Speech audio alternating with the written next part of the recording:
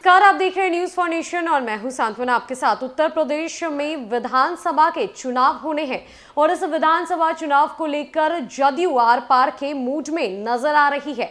ऐसे में जदयू ने ये बातें साफ कह दी है कि अगर 2 दिनों के भीतर कोई फैसला नहीं आता है, जदयू और बीजेपी के बीच सीटों का बंटवारा नहीं किया जाता है, तो ऐसे में जदयू अकेले अपनी बलबूते पर उत्तर प्रदेश का विधानसभा चुनाव लड़ेगी। ये उक्त बातें कही है उत्तर प्रदेश जदयू प्रभारी केसी त्यागी ने। तो क्या कुछ कह रहे हैं केसी त्यागी और आखिर उनका ये रुख इतना बदला सा क्यों नजर आ रहा है? आखिर उन्होंने अचानक से ऐसी बातें क्यों कही और सीटों के बंटवारों को लेकर क्या खबर निकल कर आ रही है, आइए जानते हैं।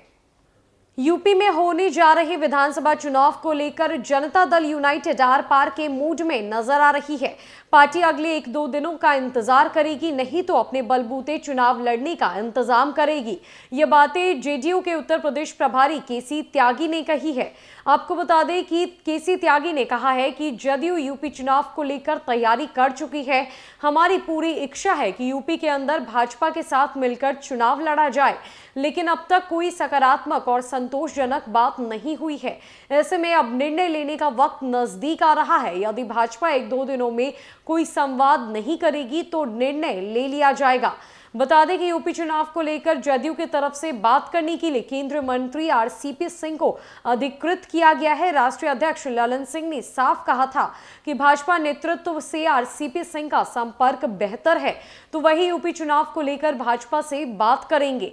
लेकिन यूपी चुनाव की अधिसूचना जारी हो गई, फिर भी कोई बातचीत नहीं हो सकी है। ऐसे में जदयू के राष्ट्रीय प्रधान महासचिव और यूपी के प्रदेश प्रभारी केसी त्यागी ने कह दिया है कि हमारी इच्छा है कि हम बीजेपी के साथ गठबंधन में रहकर इस चुनाव को लड़े। पहले भी हम यूपी में एनडीए में रहे हैं, हमारे सांसद भी रहे हैं, विधायक भी रह चुके हैं, मिनिस्टर भी रहे हैं। 2017 में हम चुनाव नहीं लड़े थे, इसके बावजूद मुख्यमंत्री नीतीश कुमार की बड़ी सभाएं हुई थी।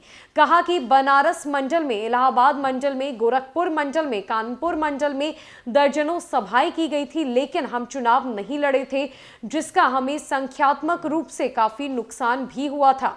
लेकिन इस बार हम लोग काफी दिनों से यूपी में कार्यरत है। चुनाव की तैयारी को लेकर 51 से अधिक लोगों ने जदयू के पास अपनी दिलचस्पी दिखा दी है। हम लोगों ने उनको शॉर्ट लिस्ट भी कर लिया है। केसी त्यागी ने कहा है कि बीजेपी के शीर्ष नेताओं से वार्ता की जिम्मेदारी केंद्रीय मंत्री आरसीपी सिंह की है। मैंने प्रभारी के तौर पर लखनऊ में मुख्यमंत्री योगी आदित्यनाथ से मुलाकात की है। हमने पार्टी की इच्छा भी बता दी है और यह भी बता दिया है कि हम चुनाव लड़ना चाहते हैं।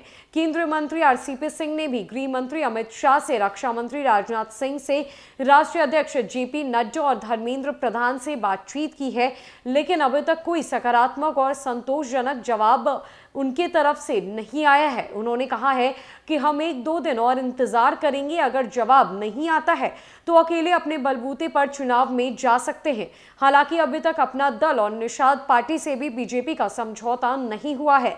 बीजेपी से हमारा आग्रह है कि चुनावी प्रक्रिया शुरू हो गई है, शीर्ष नेतृत्व को इस विषय में तीनों दलों से बातचीत करनी ही चाहिए।